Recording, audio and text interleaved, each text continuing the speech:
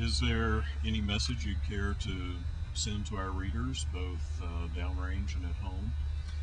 For everyone downrange, I'm a vet. I appreciate what you're doing. I think we're in a culture war. I think we've got to win it, one way or another. Keep your heads down and be safe. For readers in general, I think it's important to look at the blogs, look at different viewpoints. Don't let anyone feed you a single point of view and pretend that that's the end of the issue. There's always another point of view, right or wrong. Now, you mentioned a culture war. Would you care to discuss that just a little more? I think it's fairly obvious. I mean, even if you want to regard the terrorist contingent as a very small minority, even if it's only a few dozen, they're having a tremendous effect. We've got a whole new Bureau of Homeland Security. We've got hassles when traveling here and abroad. Our borders are being locked down. You used to be able to drive back and forth to Canada on a driver's license. Now you have to have a passport. It's having an effect on us, and their stated goal is to bring us around to their point of view. I don't think there's any question that we have to put a stop to that one way or another if we're going to maintain our society. How do you see the growing disconnect between large elements of the population and the military, and those who have family in the military? I've run into that. I remember having people come up to me in uniform and thanking me for my service and saying they were so glad I didn't have to go overseas.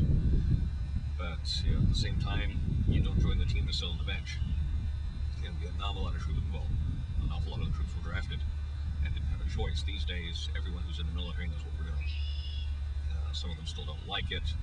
Some of them probably made a mistake in volunteering, but they had that option. And the majority of the troops do support what we're doing. So there's a definite disconnect there, but that's not really a new disconnect, it's just more visible at the moment. I read a David Drake story, I'm trying to remember the title, it was one of the slammers, Rolling Hot. And this reporter gets dragged into going along with a rescue mission. And because he's with the mercenaries, it's a case of fight with them or die. Winds up in this cross-continent battle, gets there, and the mercenaries are basically sneered at by the civilians, even though they were hired for specifically to do this. And he loses his temper, and the end of the story is when the words tell him don't mean nothing.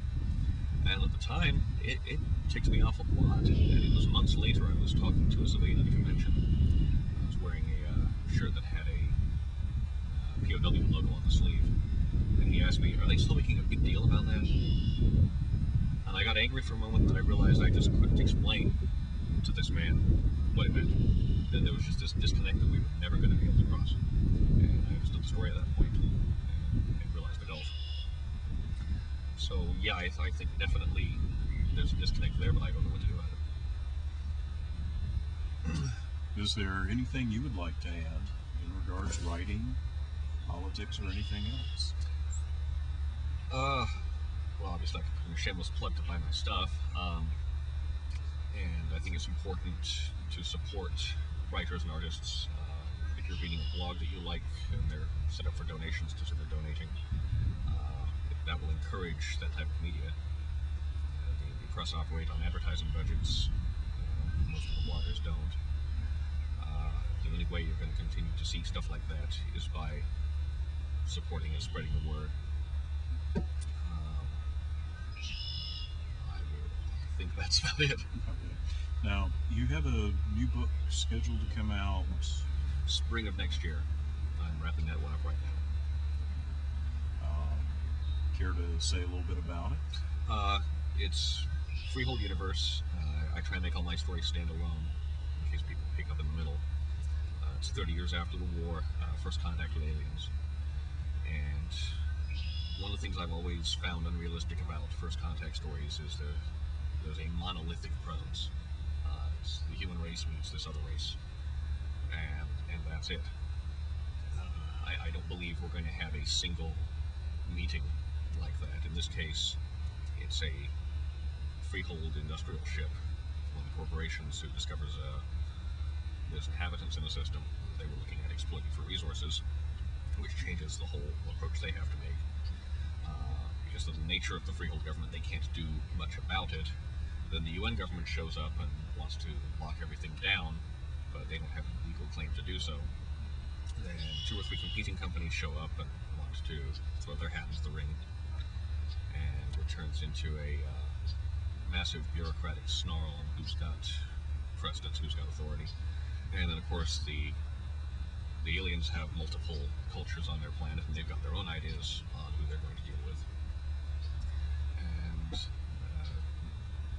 one of the twists in there is that while their culture is technically less sophisticated than ours, they're highly intelligent, possibly more intelligent, and they can adapt very quickly. They've got quite sophisticated technology for the resources they have, and no one expects that. And of course, they're keeping their own confidences on what their capabilities are. So that'll be available next spring from Baines? Assuming I get it finished here shortly. I'm behind schedule. I'm having fun fighting with it, but I'm fighting with it to make it a good story. Good. Well, thank you for your time. Thank you. And thank you for your service. Thank you.